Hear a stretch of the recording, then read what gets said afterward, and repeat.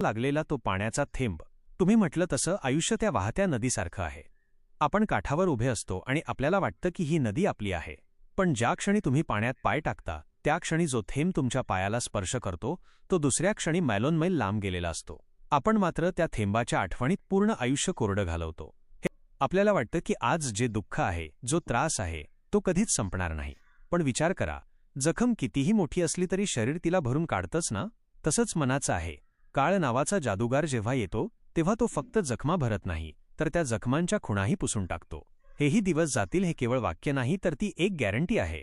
सुख जर टिकत नाही तर दुःखाची काय लायकी की ते कायम टिकेल. मन दुखावलं की वाटतं जग थांबलं, एखादं नातं तुटलं की वाटतं आयुष्य संपलं. पण खरं तर आपण एका ट्रेनमध्ये आहोत. काही लोक आपल्या डब्यात येतात, काही काळ सोबत बसतात, गप्पा मारतात आणि त्यांचं स्टेशन आलं की ते उतरून जातात. आपण मात्र त्यांच्या उतरण्याचं दुःख करत बसतो आणि पुढच्या स्टेशनवर आपल्यासाठी वाट पाहणाऱ्या नव्या माणसांकडे दुर्लक्ष करतो. जोपर्यंत सोबत आहात तोपर्यंत मनमोकळं जगा, पण तो निरोपही तितक्याच हसतमुखाने द्यायला शिकावी. आणि आपण झाडाचं पान गळतं तेव्हा झाड रडत बसत नाही. त्याला माहीत असतं की हे पान गेलं तरच नवी पालवी येणार आहे.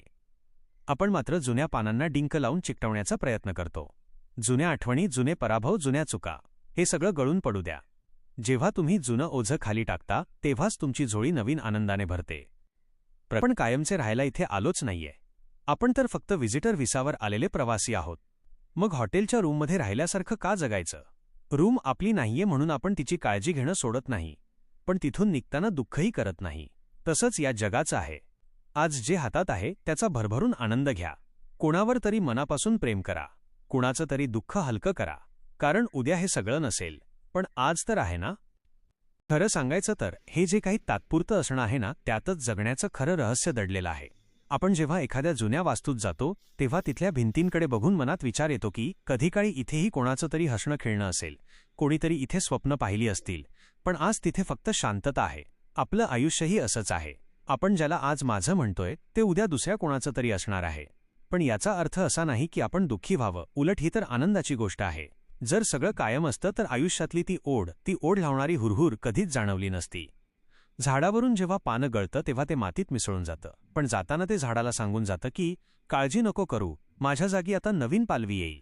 आपण मात्र गळलेल्या पानांना धरून रडत बसतो. एखाद्या अपयशात किंवा नात्यात मिळालेल्या धोक्यात आपण इतके गुरफटतो की आपल्याला वाटतं आता रस्ता संपला. पण रस्ता कधीच संपत नाही, फक्त वळण येतं. त्या वळणावर आपण कसं वळतो हे आपल्या हातात असतं. काळ नावाचा जो जादूगार आहे तो आपल्या नकळत आपल्या आयुष्यातल्या रंगांच्या छटा बदलत असतो.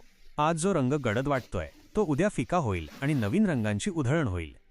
जेव्हा आपण हे मान्य करतो की आपलं शरीर, आपली ही माणसं आणि आपली ही परिस्थिती सगळं काही तात्पुरतं आहे, तेव्हा मनावरचं एक खूप मोठं ओझं उतरतं. मग आपण छोट्या गोष्टींवरून कोणाशी वाद घालत नाही. एखाद्याशी बोलताना मनात विचार येतो की उद्या ही व्यक्ती असेल नसेल, मग आज उगाच कडवटपणा कशासाठी. हे जगणं सुंदर आहे कारण ते मर्यादित आहे. आपण ह्या प्रवासातले केवळ प्रवासी आहोत आणि प्रवासाची मजा ही पोहोचण्यात नसते, तर तो प्रवास किती गाणी गात आणि आनंदाने केला यात असते. म्हणूनच उद्या काय होईल याचा विचार करून आजचा दिवस सुतकात घालवू नका. भरभरून हसा, कोणाचं तरी दुःख हलकं करण्यासाठी हात पुढे करा आणि सगळ्यात महत्त्वाचं म्हणजे स्वतःवर प्रेम करा. कारण जेव्हा तुम्ही स्वतःवर प्रेम करता तेव्हा तुम्हाला हे जग अजूनच सुंदर वाटायला लागतं. हे जगणं तात्पुरतं असलं तरी ते किती सुंदर करायचं हे सर्वस्वी आपल्या हातात आहे. आपण इथे कायमचे राहायला आलोच नाहीये. मग जाताना फक्त चांगल्या आठवणींची शिदोरी सोबत नेऊया आणि मागे फक्त प्रेमाचा सुगंध सोडून जाऊया. हाच तर खरा आयुष्याचा उत्सव आहे. पुढे पाठवा. जर या शब्दांनी तुमच्या मनाला थोडी जरी उभारी दिली असेल, जर तुम्हालाही वाटलं असेल की खरोखर हे जगणं सुंदर आहे, तर हा विचार फक्त तुमच्यापाशी ठेवू नका. आपल्या आयुष्यात अशी अनेक माणसं असतात जी सध्या एखाद्या कठीण वळणावर थांबली आहेत, ज्यांना हेही दिवस जातील या एका वाक्याची खूप गरज आहे. तुमचा एक शेर कोणाच्या तरी चेहऱ्यावर हसू आणू शकतो आणि कोणाला तरी जगण्याची नवी उमेद देऊ शकतो. या प्रवासात आपण एकमेकांचे हात धरून चालूया. अशाच मनाला भिडणाऱ्या विचारांसाठी आणि आयुष्याचा हा प्रवास गाणी गात करण्यासाठी माझ्या या प्रवासात सहभागी व्हा. या पेजला, चॅनलला लाईक करा, तुमच्या भावना कमेंटमध्ये नक्की शेअर करा आणि नवनवीन विचारांसाठी सबस्क्राईब करायला विसरू नका. चला, हे जगणं तात्पुरतं असलं तरी ते सुंदर करण्याचा संदेश घराघरात पोहोचवूया.